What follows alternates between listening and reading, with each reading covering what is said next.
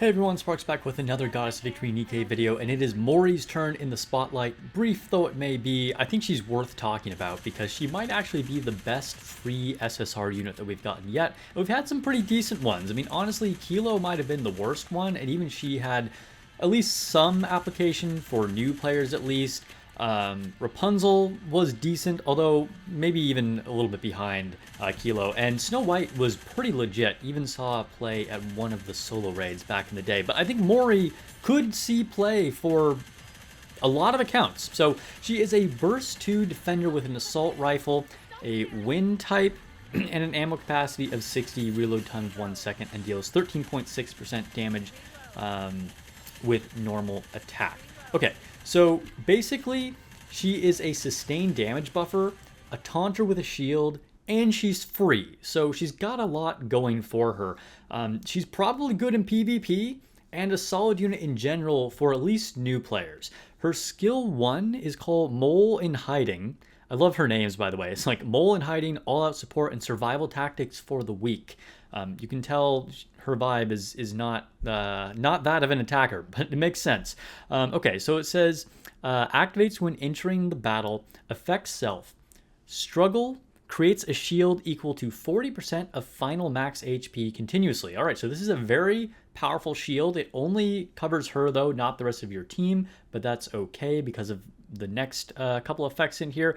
And then activates when using burst skill, affects self if not in struggle status. So if her shield has already been destroyed and then you use her burst, it again creates struggle, creates a shield equal to 40% of final max HP continuously. So she gets it right away when the fight starts, and then whenever you burst, if it's been destroyed, she gets it back again.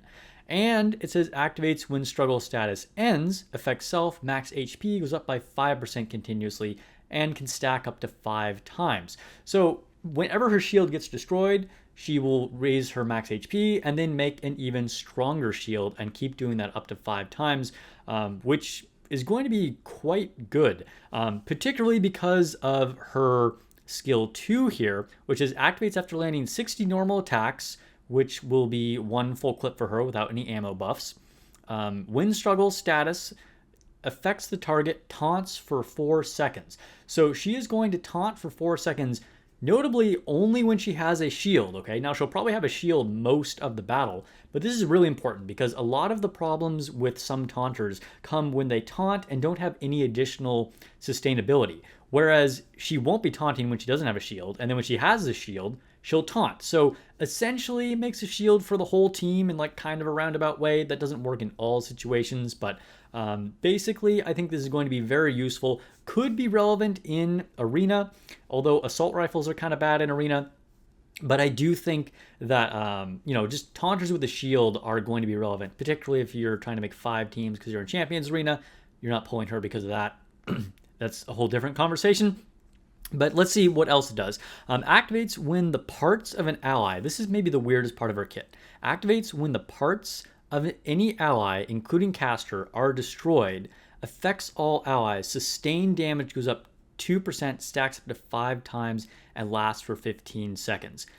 Okay, so parts of an ally are destroyed. So I don't believe we've ever seen this before, and I'm pretty sure this must be talking about like shields, okay? Because unlike bosses that have like parts of, like guns or whatever that can get blown off, Nikke's don't have that. That never happens. So this has to be like referring to shields. So this is going to get triggered when her own shield gets destroyed, or if anybody else is generating one.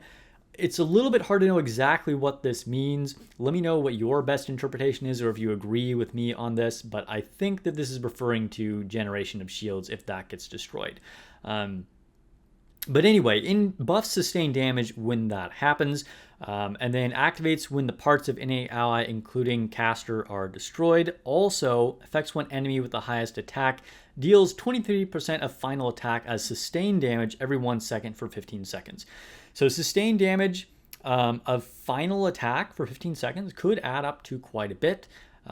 Especially because it's final attack, which will get around her kind of like lower base damage of being a defender. So this is a pretty solid skill. Honestly, her kit is looking quite good so far, and we haven't even gotten to her burst. It is a 20-second cooldown, which is great as always. And then it says activates when Self is in struggle status, so basically when she has a shield on. Effect Self recovers shield HP equal to 15% of caster's final max HP.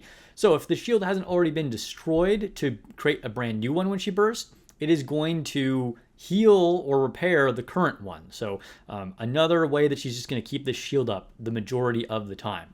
Also says activates when Self is not in struggle status. Effect Self, max HP goes up by 10% for 10 seconds.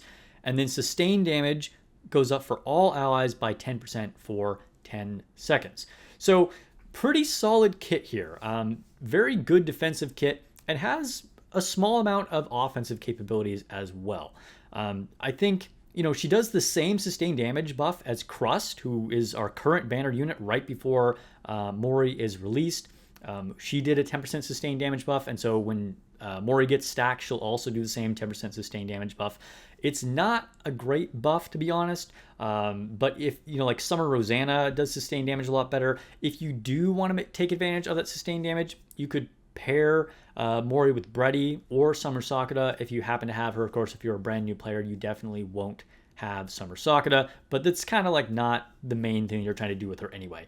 Or you could just pair her with anybody you want to protect. So whether it's kind of a glass cannon like Scarlet or whoever, just pair her with someone else that, you have a really strong DPS that's going to get normally targeted by the boss a lot of times, because if you are a brand new player, you should know that the way a lot of bosses work is that they will target whatever the highest attack unit is. And so oftentimes your main DPS will go down very quickly if you don't have like a lot of really good gear or, someone else out there to protect them. And so Mori will be quite good for that.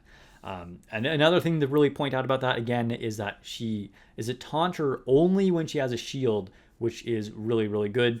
The parts being destroyed is kind of weird. Again, let me know what your thoughts are on that, if I'm interpreting that correctly. We'll see exactly what that means when she's actually released, but I'm kind of excited for Mori. I'm also a fan of her character design. I think she's pretty funny, and just like the jumpsuit looks pretty good on her. And I'm excited to start testing her out. Like I said, I think she has multiple potential applications, either against bosses or potentially in PvP. And I think she is probably the most usable free unit for new accounts. So don't ignore her just because she's a free unit. I definitely try her out. And if you do happen to pull all the bannered units, you get a Little Mermaid and you get Mihara, then you're going to have your full burst right there, right? So you'll have burst 1 in Little Mermaid, you'll have burst 2 in Mori, and then you'll have burst 3 in Mihara. So you're kind of set. You can go through your full burst rotation right away. So yeah, let me know if you have any additional questions on her. I will be streaming later today on Twitch. Link to my Twitch channel down in the description below. And then I will be streaming on YouTube later in the week, probably tomorrow as well as on Thursday. All right, I will catch you guys in the next video or stream on YouTube or Twitch.